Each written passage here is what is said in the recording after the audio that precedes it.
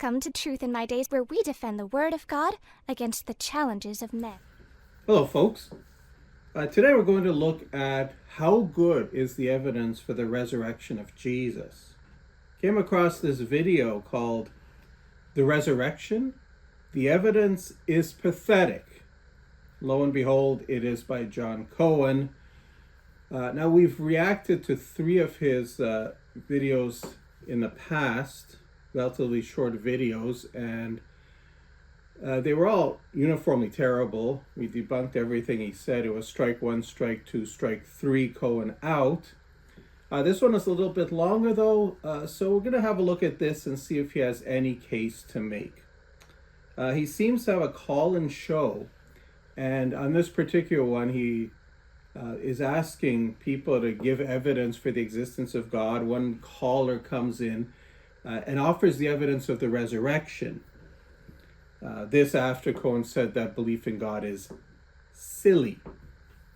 Claims there's no good reason to believe in God. Now, if I were going to offer evidence for the existence of God, I wouldn't start with the resurrection.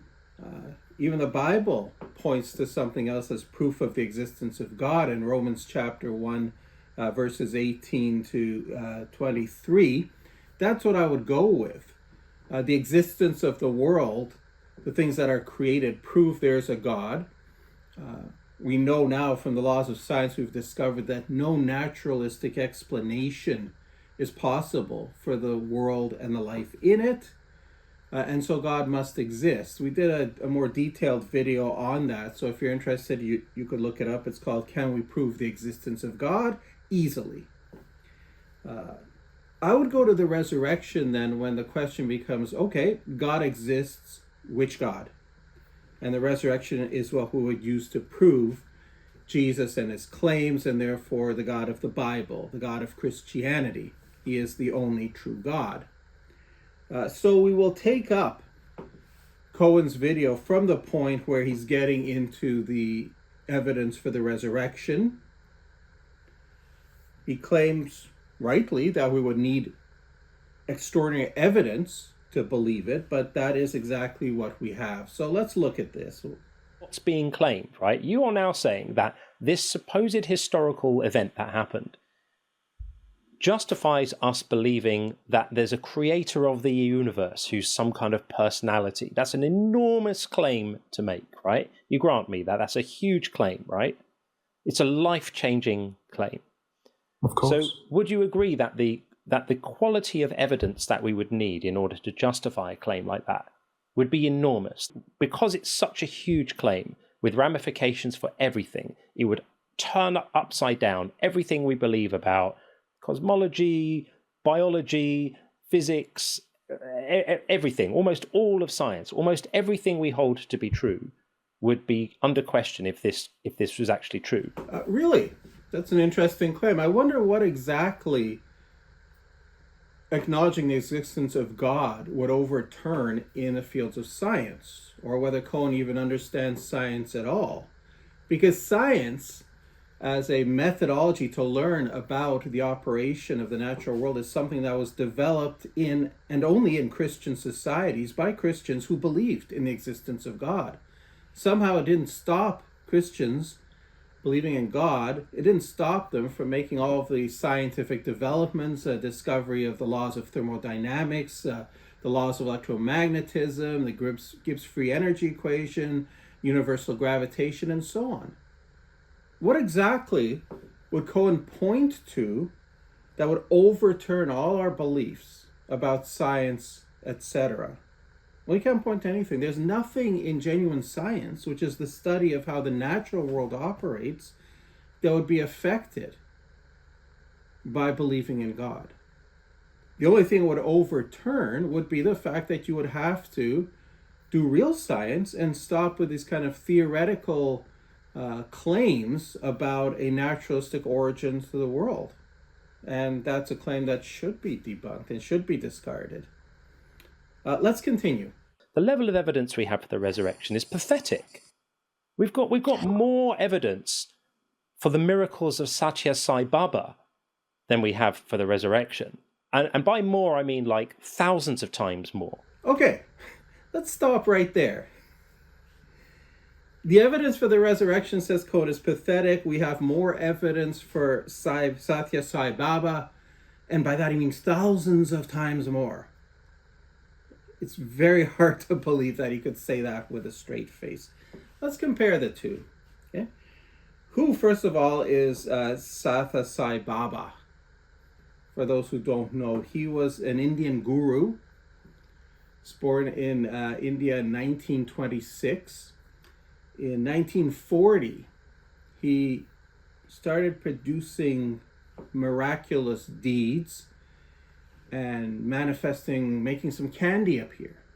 And then he claimed that he was the reincarnation of Shirdi Sai Baba, and that he himself was an avatar of God, of all the gods. He is a divine God-man. And he began to preach, and he did miracles, and he healed the sick, and he raised the dead. And there's all this evidence. He got many, many followers. The numbers of followers estimated range from 6 million up to close to 100 million. This is the fellow for whom the evidence, according to Cohen, is better than for Jesus. Well, let's compare. Let's look at the miracles. What sort of miracles did Jesus do besides the healing miracles? Well, he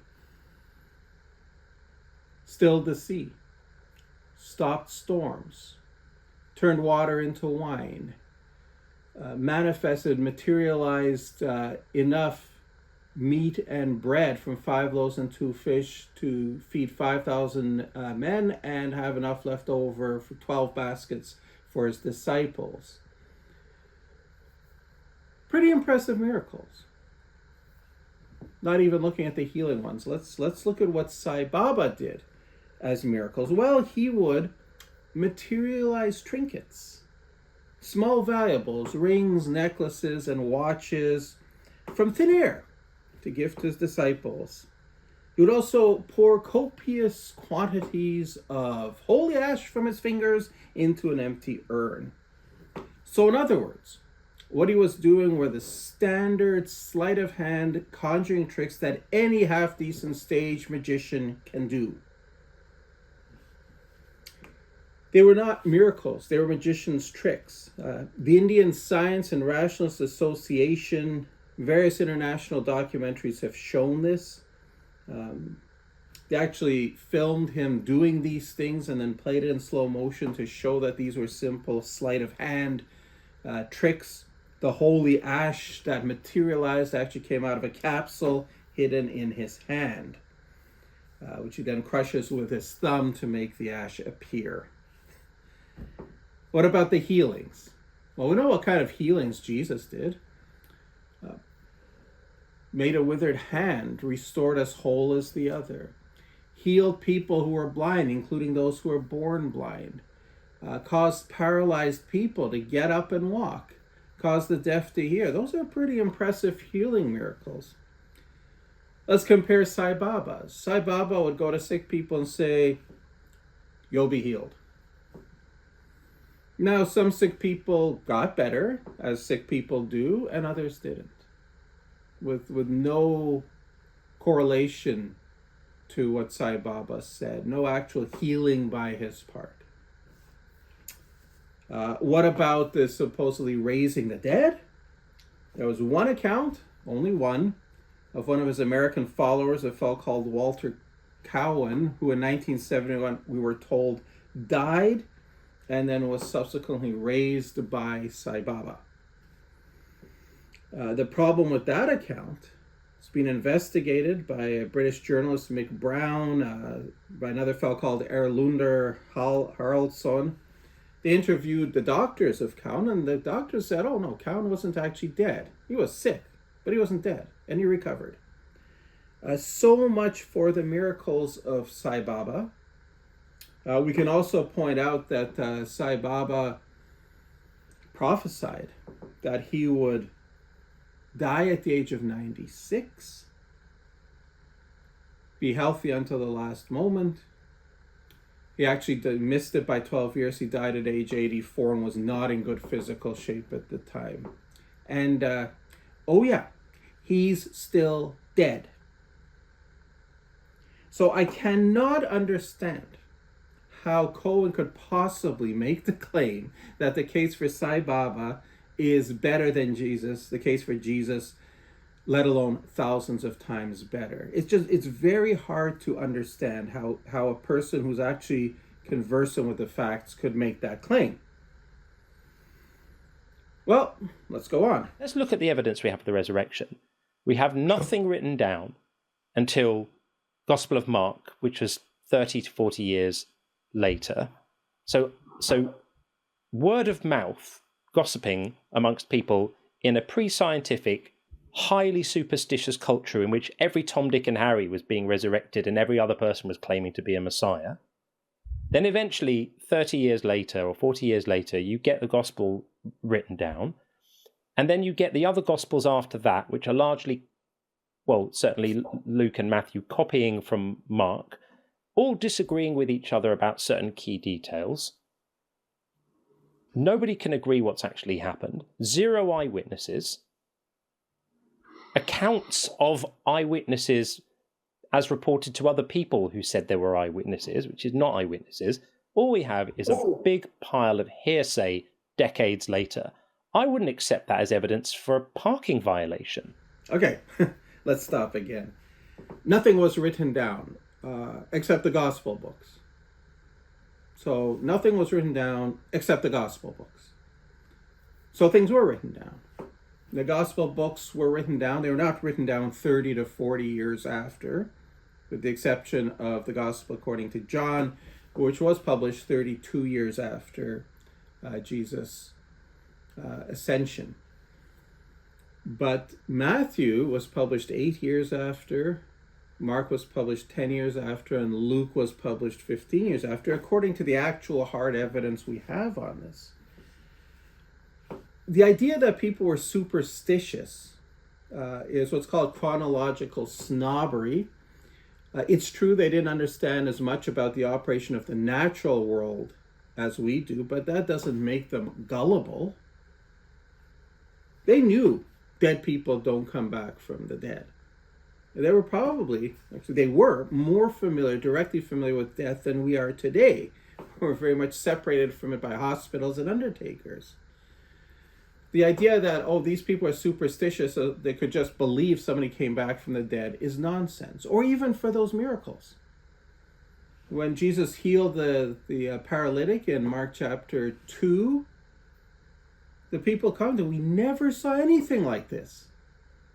The man born blind in John chapter 9, who had a sight given to him by Jesus, said rightly, since the beginning of the world, it has been unheard of that anyone should restore the sight of one who was born blind. These people knew miracles like that don't happen. They were not gullible people. They had some superstitious beliefs here and there, so do we. Look at how many people today follow astrology. Okay, that's not an excuse. Okay, you could not palm off miracles. There were not all these miracle workers going around in those days. The idea that every Tom, Dick, and Harry was resurrected is just cuckoo. There is no account of a resurrection. Certainly one where if somebody comes physically back from the dead, somebody was seen being killed and then seen shortly after being alive again, with actual eyewitnesses testifying we saw this. There is nothing like that. Okay? You need to get your mind out of Wikipedia and start looking at some serious facts and doing some serious critical thinking, Mr. Cohen. It's not true that every other person claimed to be the Messiah. Now, there were other messianic claimants. That is correct. There's this interesting book here by Jerry Rabo called 50 Jewish Messiahs. Everybody knows about Jesus, the Messiah, but there were actually about 50 people through the ages, across a span of about 2,500 years, who claimed to be the Messiah. I could open that book and start reading you the names. How many do you think you would recognize? If you are really good at history, you might know Shimon Bar Kokhba, you might know Shabtai Tzvi. But that would be about it. The names are all forgotten, except to the very specialists of history. Why? Why are they forgotten? Because a Jewish Messiah is expected to do certain things.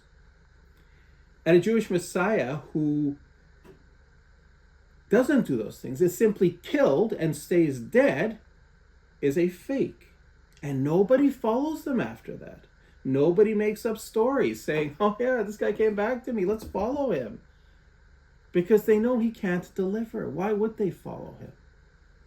Even in the book of Acts, we have that account in chapter 5 where Gamaliel is warning the Sanhedrin not to do nasty things to Peter and John for preaching the gospel, because if this is not from God, it will come to nothing. And he cites two of these messianic pretenders, Theudas and Judas of Galilee, and points out that they had followings. After they were killed, that's it, their followers left. So this kind of idea that people were easily taken in by messiahs, by all kinds of people claiming a messiah, again, is showing utter ignorance of the facts. Let's continue. Yeah, what you said we have the earliest writings would be Mark, or the Gospel of Mark. I think everybody kind of agrees Paul came before Mark. Well, Paul's not a gospel writer, and Paul knew the apostles like Peter and James. Well, okay, but Paul never met Jesus. And he on the road to Damascus. Well, so he says he fell off his horse and bumped his head and had a vision. He didn't meet his. What would be the evidence for him falling off his horse and bumping his head? Well, that's a working hypothesis, but he certainly didn't meet Jesus. Jesus wasn't there. He was dead. What do you mean? Well, that's what we're kind of debating. I mean, this is a 2,000-year-old book where a man said he had a vision, and you're accounting that as a historical fact. That's ludicrous. Well, I mean that would be fairly significant. I mean, if Paul, as we know him, was a persecutor of Christians. Even that's slightly under question. Well, I mean, even if that's true, so what? Again, it would raise the likelihood if Paul was in this position of power.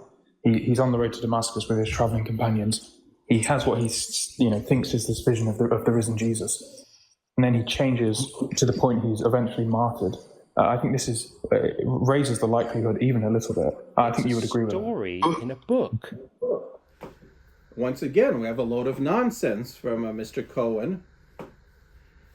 The gospel writers didn't copy from each other. They wrote independently.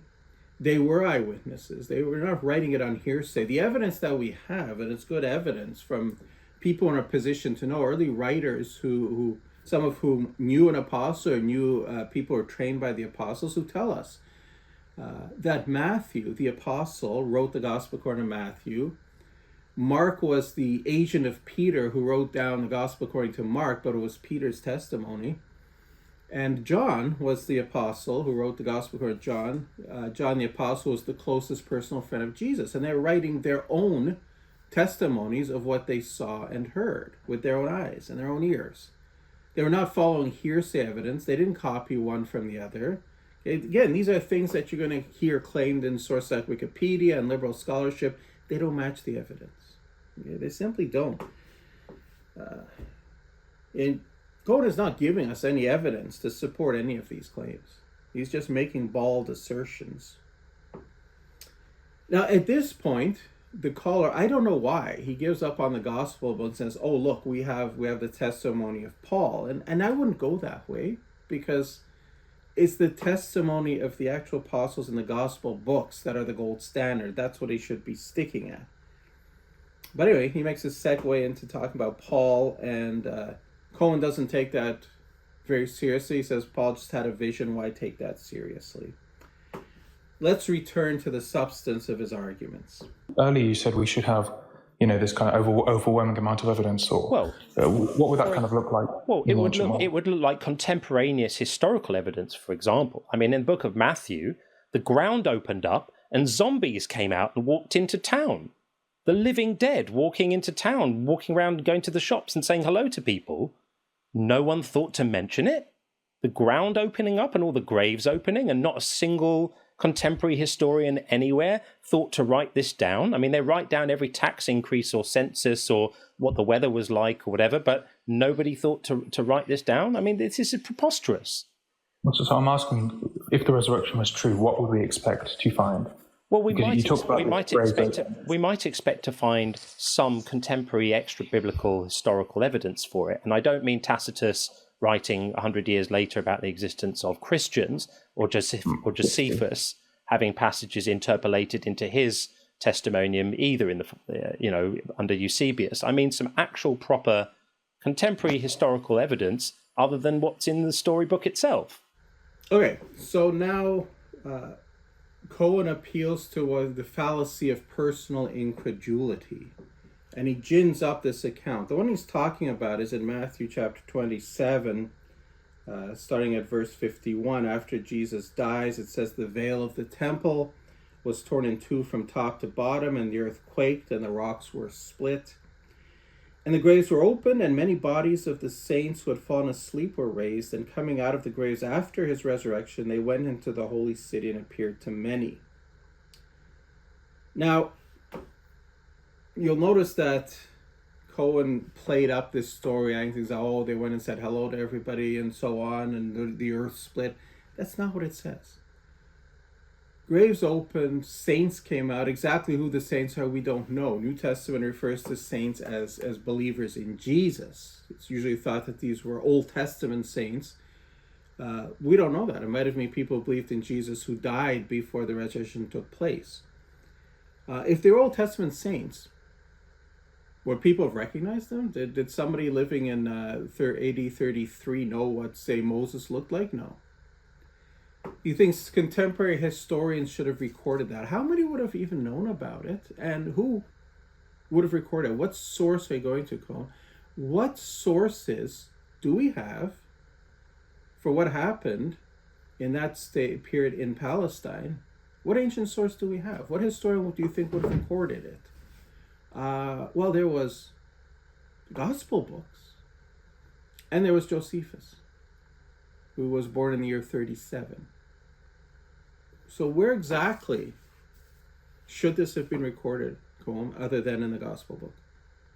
Okay, you cannot discredit Matthew because you happen to find that little comment in the book unbelievable to you, and that's not recorded in other sources when we don't actually have other sources. Let's continue. It's not, therefore it doesn't exist. We don't have it, therefore we're not justified in accepting these claims on the basis of the claimed evidence because it's poor. Now this is funny. It shows how fundamentally intellectually dishonest skeptics are. We have, in the case of Jesus and his death and resurrection, we have four separate accounts, written by people in eyewitness times in a position to know, two of whom are direct eyewitnesses, one who is writing the testimony of another eyewitness, and one who is basing his stuff on eyewitness testimony. That's better attestation than we have for anything else in ancient history. But Cohen wants to just, let's rule that out. Okay? So I want sources that describe these things, but if there's a source that describes it, we'll just rule it out of bounds. Okay? I don't mean Tacitus. Why would Tacitus say much about it? He was writing a history of Roman emperors. He wasn't focusing on the history of, or the events taking place in Israel. What about Joseph? I don't mean Josephus and his interpolations. Well, okay, so here you have the only other historian writing about things at that time in that place, and he mentions Jesus, and says he was risen from the dead. Well, but I don't mean that. So in other words, Cohen doesn't actually want evidence, because when he's presented with evidence, he rules it all out. The gospel books, and of course Josephus. Well, he testifies that, those are interpolations. Well, how do we know the interpolations? Well, because Josephus wouldn't write that, because it didn't happen. Do you begin to see the intellectual dishonesty we're dealing with here? And it's not just from Cohen. This is pretty typical of liberal skeptics. Let's continue. What I would say is we have that, but then we also have these individuals willing to suffer and die for the belief. People willing to suffer and die for a belief is not a measure of its truth. You know, Well, no, look at the world. Look at the world today. It's a measure of their sincerity. ISIS believers are 1,400 years removed from Muhammad. People are sincerely deluded into bullshit all the time, and often they are willing to die for it. That's not novel. It's not unusual. It's ubiquitous through most of history. David Koresh's cult were all willing to die for his beliefs too, right there and then with him. Does their sincerity leverage their beliefs to the point of being taken seriously? People being willing to die for ideas just means they fell for those ideas and they believed them enough, they were willing to give their lives. That's not evidence for the ideas. Stop right there. The second place where he goes totally off the rails with his historical facts. And there's really no excuse because this is a contemporary thing. The argument that people would not die for a belief if they know it's false is a valid argument. Yes, people do die for beliefs. People become convinced that things are true and they die for them because they believe them, but not when they're in a position to know whether they're true or not, as the apostles were and the people who lived at that time. Okay? He appeals to Koresh, David Koresh. And he says the followers of Koresh were willing to die for their cause. No, they weren't. No, they weren't.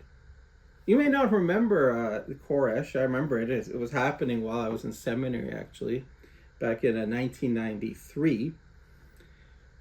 What happened here was a certain sect, an offshoot from the Seventh-day Adventist Church called the Branch Davidians, came under the leadership of a man named Vernon Howell, who changed his name to David Koresh so that he could be the fulfillment of the Cyrus prophecy in Isaiah 44, 45.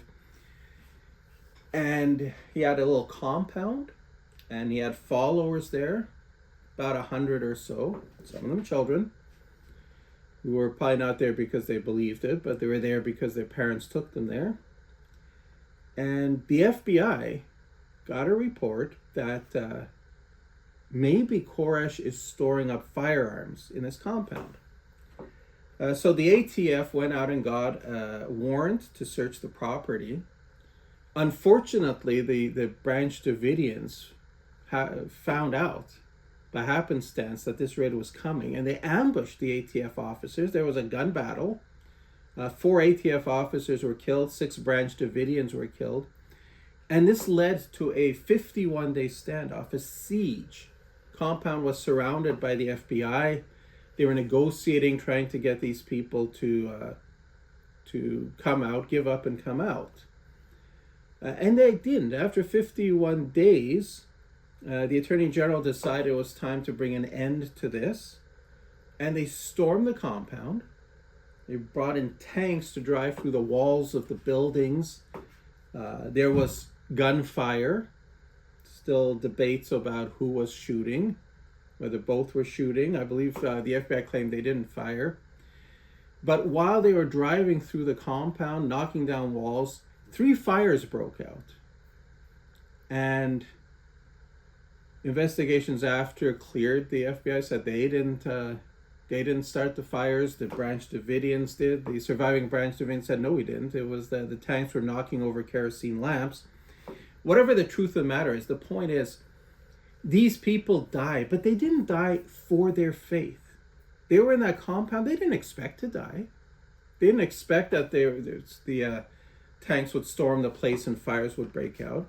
Dying for your faith is the kind where somebody puts a sword to your throat and says, recant your faith or die. And the person chooses, I will choose to die. Getting killed unexpectedly, where you're not even given a chance to recant your faith and live, is not dying for your beliefs. Okay? And this was not that long ago that Cohen should not really know the facts of the matter. Let's continue. The disciples, or many of them, were sincere in their belief. What would make them sincerely believe that Jesus rose from the dead? Well, first of all, they could have been fooled by something. There are hypotheses about imposters, people claiming to be Jesus. Again, you have to understand the culture in which these events took place. highly superstitious, pre-scientific, prone to myth-making and storytelling and gullibility and belief in magic and the supernatural. These are some of the most gullible people who have ever walked the earth. The wisest person alive at that time knew less than an average 9-year-old knows now. That's the backdrop against which these stories have to be measured. That's, again, just more ridiculous nonsense.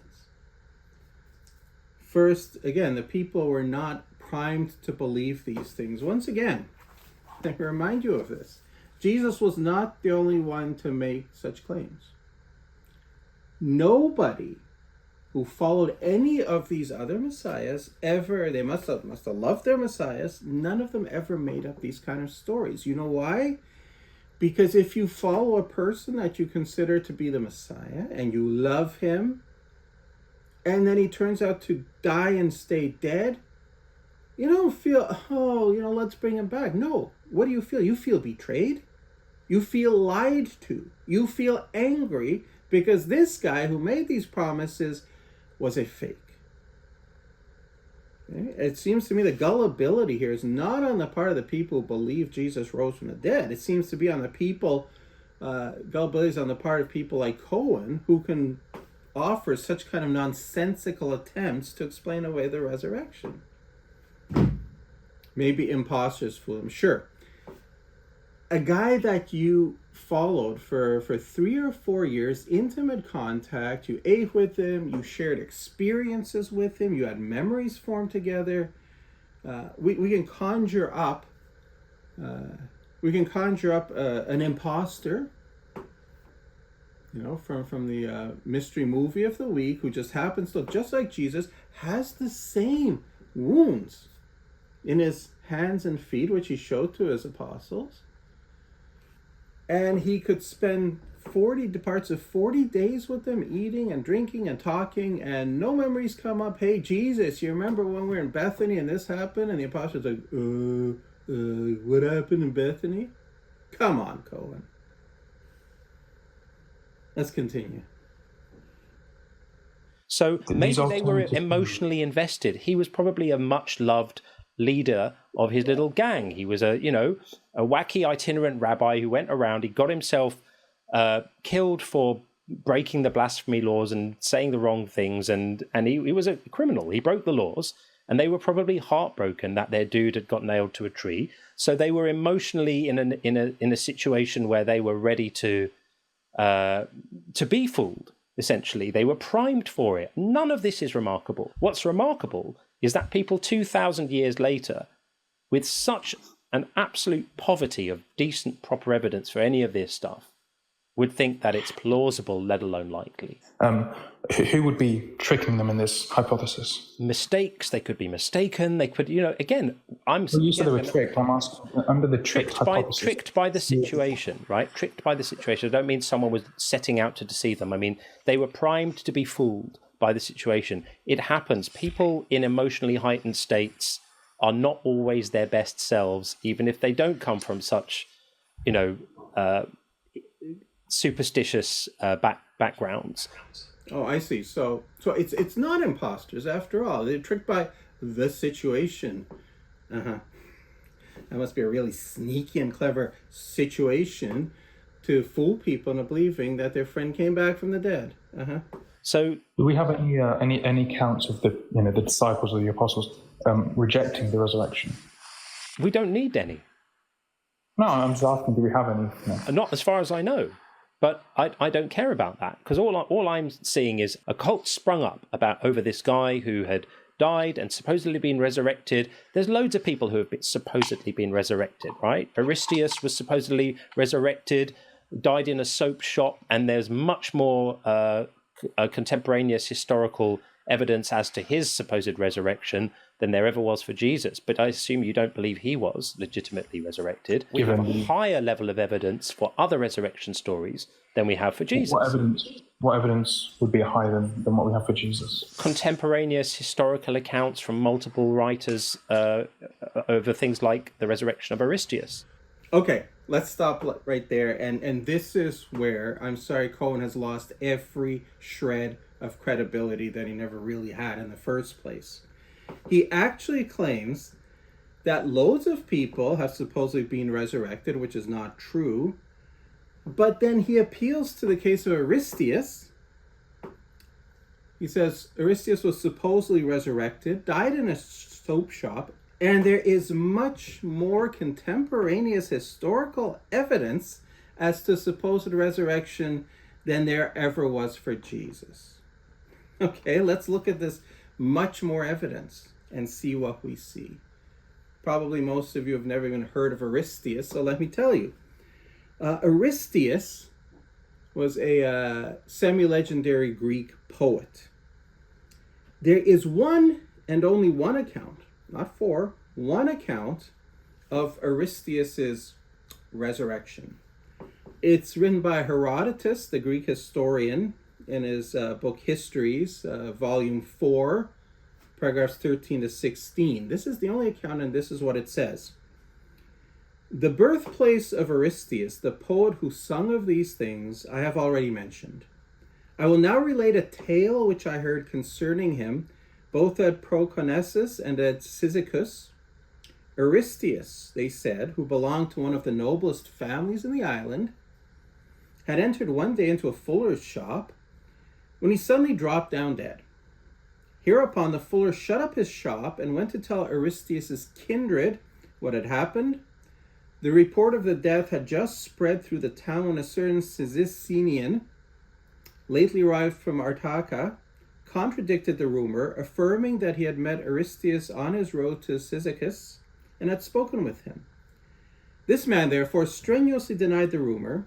The relations, however, proceeded to the fuller's shop with all things necessary for a funeral, intending to carry the body away. But on the shop being opened, no Aristeas was found, either dead or alive. 7 years afterwards, he reappeared, they told me, in Proconnesus and wrote the poem called by the Greeks the Arimaspeia, after which he disappeared a second time. This is the tale current in the two cities above mentioned. Okay. Here's the entire account. Now, if you read the account, what's the assuming it's true, what's the most likely understanding of what happened? Aristeas is in the fuller's shop. He collapses. Fuller thinks he's dead, runs off to tell people. Aristeas isn't dead. He gets up, he walks out. He's met on the street by this fellow. Fellow tells him, no, it's not true. He didn't die. I met him. They go to the shop. He's not there, obviously. He walked out. End of story. Now, Cohen says that this is much more contemporaneous historical evidence than there's for Jesus' resurrection. I'm not sure he knows what the word contemporaneous means. It's supposed to mean written in that time period, which the gospel books were. This account of Aristeas, this happened supposedly around the year 700 BC. This lone account we have in Herodotus was written about 430 BC. So in other words, 270 years later. Obviously, there were no eyewitnesses around. There were no people around who talked to eyewitnesses. Now remember, Cohen complained that the gospel books were not written down until 30 or 40 years after. 30 or 40 years, wow, that is too long to be reliable. But Aristeas, 270 years after, that's okay. That's okay according to Cohen. Do you see a problem there? Now, let's compare those accounts. We'll pick one gospel book to make it fair, one account. Gospel according to John, which has detailed accounts of Jesus' death, his resurrection, written by his closest personal friend, the Apostle John. Herodotus. Okay, this account, this book 4 of Herodotus, supposedly written in 430 BC. There is no manuscript of this book of Herodotus until the 10th century AD. There's a total of 8 manuscripts dating between the 10th and the 14th century AD. So that's about 1,400 years, 1,400 years after the events. And there's only 8 manuscripts. There are 19 papyrus fragments, but they're very small fragments coming from, each from one page, and they don't include this story. Let's compare John. 8 manuscripts of Herodotus. There are 1,841 ancient manuscripts of the Gospel according to John. The earliest one, that's a fragment. It goes back to the beginning of the 2nd or possibly late 1st century AD. We have another manuscript, P66, it's designated, and this one's quite substantial. It's about 90% complete. And it dates to the first half of the 2nd century, early to mid 2nd century. So, John, 1,841 manuscripts, Herodotus, 8 manuscripts. John, written the oldest manuscript, 36 to 86 years after the time it was written. Herodotus, 1,200 years after. This particular manuscript of the Gospel according to John was written somewhere between 67 and 117 years after the events they describe.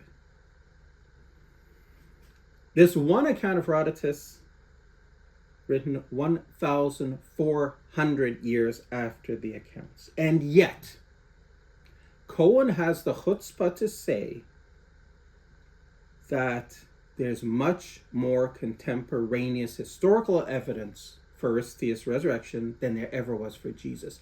This is like nuts, okay, folks? This is just completely nuts. And any credibility that Cohen might have had, I'm sorry, folks, it's gone. He is not a man to be taken seriously. He cannot be taken seriously. Now, as we continue, something weird happens in his video. His face freezes, his mouth isn't moving, and the voice is different. So I'm not sure who's actually talking here, but it sounds like he's appealing to this pseudo-Nero. So let's watch this last part. The pseudo-Neros, the Nero imposters after he died.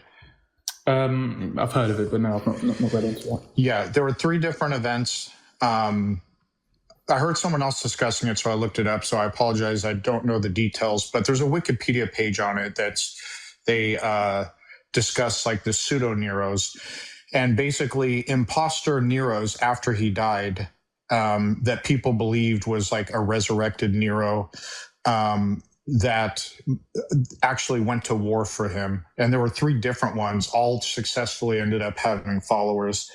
That's just how people's minds worked during the days. They were more gullible. Okay, I'm not sure what his point is in appealing to the pseudo-Neros, if that was Cohen talking. But no, pseudo-Neros were not people who were thought to be a resurrected Nero. The Emperor Nero lost control of Rome in the year 68. He was being challenged by Galba. The Praetorian Guard was abandoning him. And so Nero, strangely, instead of trying to fight, instead of trying to rouse the people of Rome or heading to the eastern provinces, or heading out to other provinces, trying to raise support there, raise troops there, as you would expect, or even flee to the Parthian Empire and try to take refuge there. No, apparently he took a small retinue of slaves and supposedly left Rome and then reluctantly committed suicide. And then his body was burned and not buried in the tomb of the Julio-Claudian emperors, but in a family tomb somewhere. It was a very mysterious kind of death. People had trouble understanding it, and some people didn't believe he died. They actually believed, he'd fled, he's going to raise forces, and he's going to come back. And just about a year later, there was, an imposter, a guy who looked vaguely like him, who claimed to be Nero, who got some followers among some dregs of society, promising them loot. And then they got some soldiers on their side, basically by confronting them and saying, join us or die. But they were quickly crushed by the Roman authorities. About 10 years later, another one showed up. He didn't fool anybody. He seems to have been sent by the Parthians, who thought they could get some kind of pull in the Roman court if this fellow were accepted. And then another 10 years after that, same kind of thing. Two guys sent. This guy also was sent by the Parthians, or they were at least instrumental in this operation. But nobody thought Nero came back from the dead. Some people thought he never really died. Other people thought, oh, these guys are fakes. No comparisons. I'm not sure what the point is to bringing them up. Which is actually saying something, because people are gullible today. Yeah, I mean, I don't doubt they were, more gullible than people of the day, or of today, rather. But we have accounts, or we have people who wouldn't be in that situation, somebody like Paul or James. So what would the justification be for them converting or believing it? I don't know. And that's the thing, too. This is the important thing when we have these discussions, is that if you don't have to, when you're trying to explain a thing, like why did the people believe this thing, you don't have to have an alternative explanation not to accept an explanation. In other words, if you're claiming to have an explanation and that he was actually God and rose from the dead, you have the burden of proof for that. Like, I don't know exactly what happened. I know some people say, well, here's what I think happened, and here's the naturalistic explanation, but you don't even have to have one. I just don't believe you've met your burden of proof that he actually rose from the dead. Well, that's a very, very foolish attitude, because people kind of think, okay, you want me to believe in Jesus, you need to give me 100% certainty. Or maybe not 100%. I want 99% certainty, or 95% certainty, or 90% certainty, right? Otherwise, I'm not going to change my mind. What you don't realize is once the evidence is there at 50% plus 1, the chances that Jesus is true and you're going to hell are higher than the chances they're not. This evidence is there. It did convince people. And you owe it to yourself to take it seriously. Okay? The evidence for the resurrection is not pathetic. It's actually very, very good. Besides those eyewitness testimonies in the gospel books, and they were written and published in the time of other eyewitnesses who could have argued and contradicted, there's the nature of the message. It's not the kind that people make up. They might make up stories like, follow me and I'll lead you on military raids where you can steal goodies from people, rob them, take their women. No, turn the other cheek. Love your enemies. Take up your cross. It's not the kind of things people make up. There's the conversion of the Jews in very short order in Jerusalem. Thousands upon thousands of Jewish people who are trained from the cradle not to bow the knee to anyone but God, were bowing the knee to Jesus. What was the evidence that convinced all those people who were there, unlike Cohen, who's about 2,000 years too far removed to know? The fact that these apostles were willing to suffer persecution for what they were saying. They wouldn't back down. If they knew it was fake, why did they do that? There's the testimony of Josephus. Despite the best efforts of skeptics to try to get rid of the testimony of Josephus to Jesus, try to water it down or eliminate it entirely, that's bogus. I have an article on our website that goes into a lot of detail how we know that those passages of Josephus are authentic. You have to ask yourself, why would a Jewish historian, who as far as we know is not a believer, record that Jesus did miracles, was the Christ, and was crucified, and appeared again after that alive? Why would he write that down if it's not because that's what the evidence that he had said happened? There's Paul's appeal to 500 eyewitnesses, 500 people to whom Jesus had appeared, and he says, go check them out. Skeptics will complain and say, we don't know who they are. It doesn't matter. The point is, those people in those days where they're being asked to believe something that will cause them persecution, but if it's true, will give them eternal life, they would have checked. If those witnesses had not backed it up, Christianity would have died immediately. And yet here it is 2,000 years later. This is not pathetic evidence. This is compelling evidence. This is the kind of evidence you need to take seriously. And if you're going to reject it, you had better have a more compelling alternative. Just to ignore it is very much contrary to your own interests. Now, this is the evidence that Cohen claims is pathetic. Okay?